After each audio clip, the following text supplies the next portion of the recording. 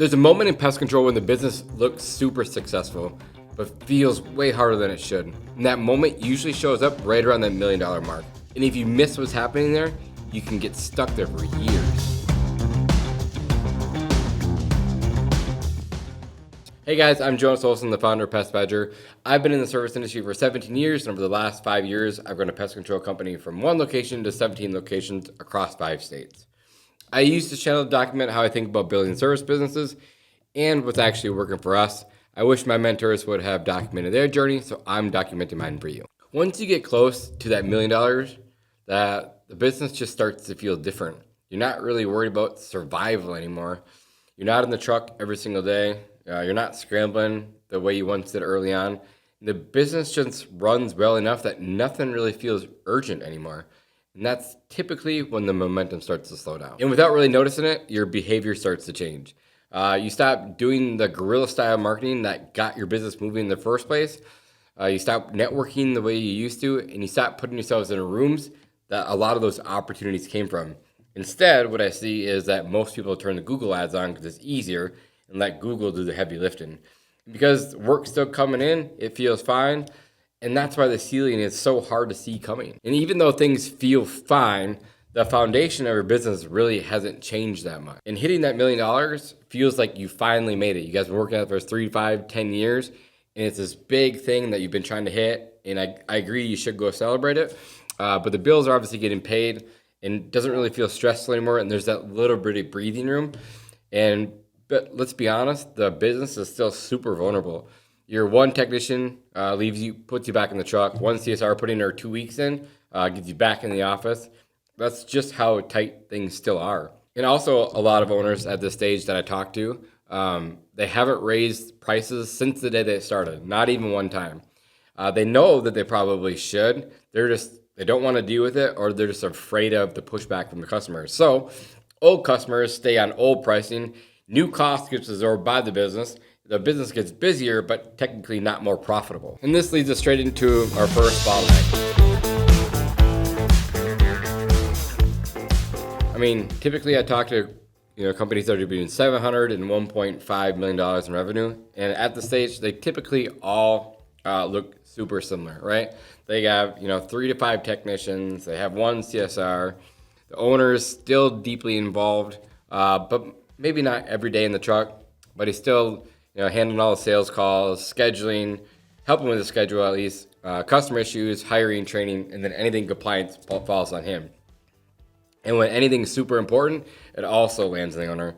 And that's just the ceiling, right? Like you can only do so much. There's just not enough hours in the day.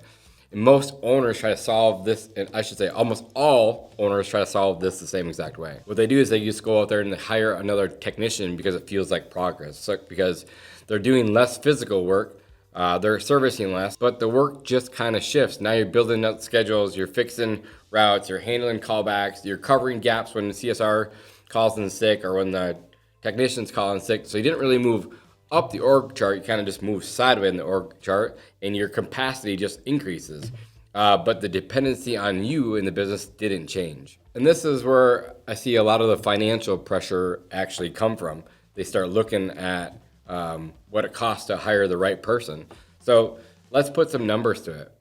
Let's just say you're rated that $1 million in revenue. You're doing about 15% profit, which gives you about $150,000 in profit. Now at this level, your company needs things that don't actually generate revenue, right? It just comes out of your profit. So you have to start thinking about hiring an operations manager or an office manager, or maybe even both. And as you know, someone good is going to cost you between $60,000 and $90,000 a year. So that's half of your profit, if not all of your profit. So they keep the responsibility, they wear more hats, they make more decisions, they take more of the mental load. And that one choice usually costs them an entire year of someone else's salary. And because nobody's tightening up routes, nobody is fixing the schedule, make sure it's super tight. Nobody is owning the day-to-day problems. So the owner just keeps stepping back in again and again and again. And again, he's just a massive bottleneck here. And then this creates another problem that's easy to miss. At this stage, there's typically only one person that's really watching the business, and that's the owner. And let's be honest, even that's super inconsistent because we're typically super ADD We have a lot of things going on, and that's the last thing we want to do is watch numbers. And at this stage, most of us don't even have an up-to-date P&L. Sometimes it's a few weeks behind. Let's be honest, it's most of the times months behind. So, and there's just real, like, no shared scoreboard. No one owns numbers like revenue per technician, or labor costs, or overhead, COGS, or anything like that. So numbers aren't being reviewed consistently. So decisions aren't being made from them. They're just getting made off of a gut feeling and how good your bank account looks that week. But if the marketing company is doing a good job, it typically hides this longer than it should. At this stage, most owners don't know a whole lot about marketing themselves. So it's typically handled by an agency. And let's be clear, I've worked with a lot of agencies in the past, and some agencies are solid, and then some aren't so great. And most owners at this level aren't running their own marketing themselves. It's typically handled by an agency. But the owner is far enough away removed, they don't really understand what's driving the results. So when I ask them questions like, what are they paying per lead? What does it cost to acquire a customer? Or how long does that customer usually stay? The answer typically isn't very clear, or they just don't know the answer at all. And even when the owner is close to the numbers, they typically don't even know what those numbers actually mean.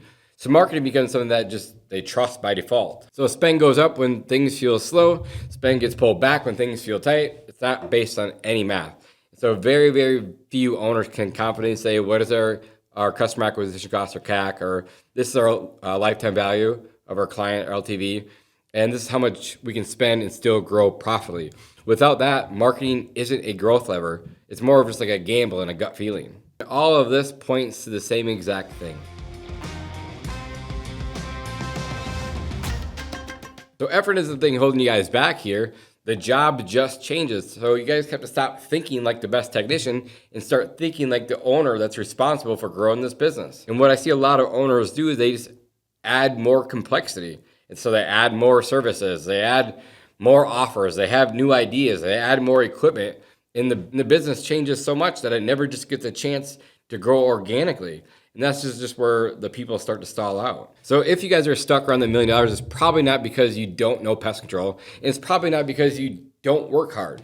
Most owners really don't fail here. They just stop recreating themselves.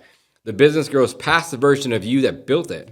So getting to the next level means becoming a different version of yourself, not by doing more and not by adding more hours.